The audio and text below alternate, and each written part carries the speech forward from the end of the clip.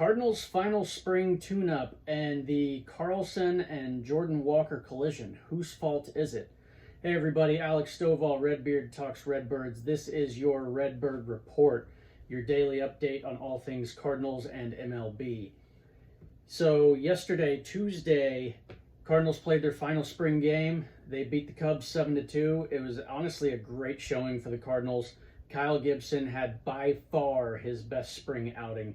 5 innings pitched, 4 hits, 1 home run, 1 earned run, struck out 9 over 5 innings. Looked really good while he was doing it too, locating all of his pitches. Lots of movement, looked really good. Bullpen came after that, gave up only 2 hits, 1 home run. Cardinals win 7-2. Very nice game. The offense came out. They got a handful of doubles. They got a home run, 14 hits.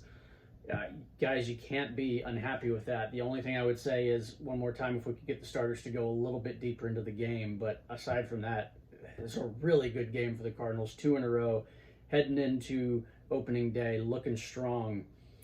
Jordan Walker and Carlson, they collided in the first Cardinal Cub game out in Arizona.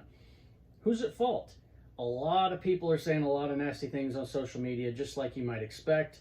My opinion, Carlson's the center fielder. He's been a major leaguer. He's been an outfielder. He's been in the bigs. That's Carlson's job. He's the commander out there in center field. He knows what he's doing. Jordan Walker has played in the outfield for like 150 games in his life or something. I'm sorry, that's Carlson's fault, if anybody's. I think it's on both of them. I think it's more on Carlson and the people saying that this is Jordan Walker's fault and he shouldn't be in the outfield. I think you're wrong. I think they both made a mistake. I think we need to show some grace to both of them and hope that Carlson can recover. He had a fantastic second half of the spring, and he deserved to go and play opening day, and sadly this happened. So here's what it means for the Cardinals outfield right now. Short term, Dylan Carlson is on the IL. He's going to miss opening day. They're saying he's going to be out for a few weeks. I have my doubts. I think it's going to end up being longer, and I think this is something that's going to linger. It's a shoulder injury, and that's something that, we saw it with Scott Rowland years ago. That affected the rest of his career. Let's be honest about that. Also, short term, Victor Scott II, he's going to be your opening day center fielder, so that's going to be really exciting and fun to see. A lot of people looking forward to it, including myself.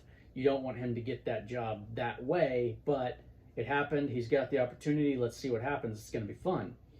Now, also, short-term ramifications. Think about this.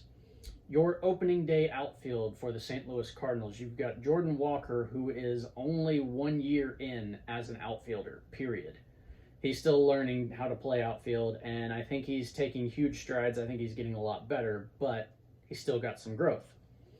Victor Scott II, obviously an accomplished outfielder, an accomplished defender, but he hasn't even played a game in AAA yet. He's 23 years old. He's going to be good, but he hasn't been at AAA, hasn't been at the bigs, so he's young, he's a little bit inexperienced, and, it's a big stage, big jump for him.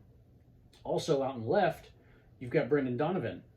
Not really an outfielder. He's a great utility player. He's a great defender in general, but you've got 3 guys out there that are not used to playing in the outfield in the big leagues, and that concerns me a little bit. And then you've got Burleson, who they've tasked him with becoming a better defender, and I think he's taken strides. I think he's getting better. And then you've got Michael Ciani, which he's a really good defender, probably a little bit better than Victor Scott, maybe not quite as fast, but he's a really good defender, but he's also young. He hasn't played at the major league level hardly at all, if at all. And so it's going to be a little weird for a couple weeks. We are hoping that Nootbaar is going to be back here in a couple weeks and play maybe at Busch. We'll see.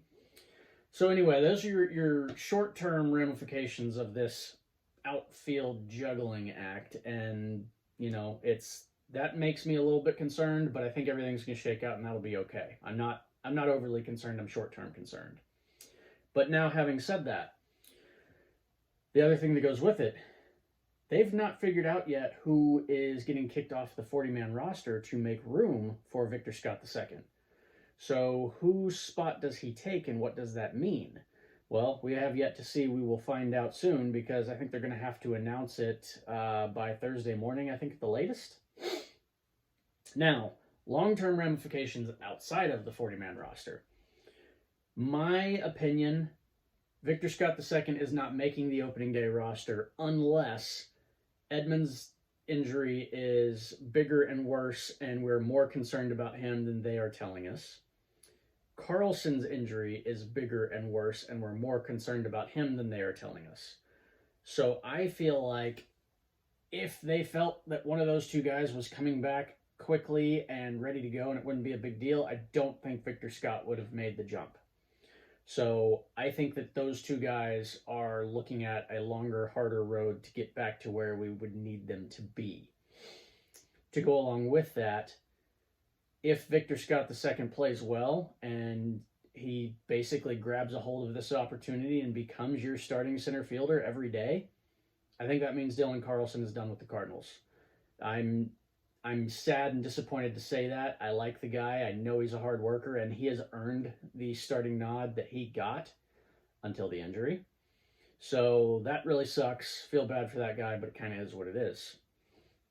Beyond that, we got opening day coming March 28th, 2024 in Los Angeles, playing the big heavy favorites, the Los Angeles Dodgers. We've got Miles Mikolas, we've got Tyler Glasnow, and it's going to be exciting. It's going to be a good game. Cardinals have put themselves in a good spot, maybe got some momentum behind them. Like I said, pitchers are doing well, bullpen looks good, offense is coming out. You know what? Maybe we'll surprise some folks. There's a lot of people really upset with what the Cardinals have not done. I would put myself in that camp as far as the pitching is concerned. However, I think that they're going to be better than a lot of people are saying they're going to be. We've talked about that already before. And one other thing to touch on, I just completed an interview with a New York Times best-selling author, Keith O'Brien. He just had a book come out on Tuesday, Charlie Hustle, a new biography on Pete Rose. Very in-depth, very interesting, great read. And we just finished that interview up. I loved it, and I hope you guys check it out. Here is the book right here for your visual. Please check it out. It's a great read and tons of in-depth info. All right, moving on. Opening day's tomorrow. Let's go Cardinals. Thank you.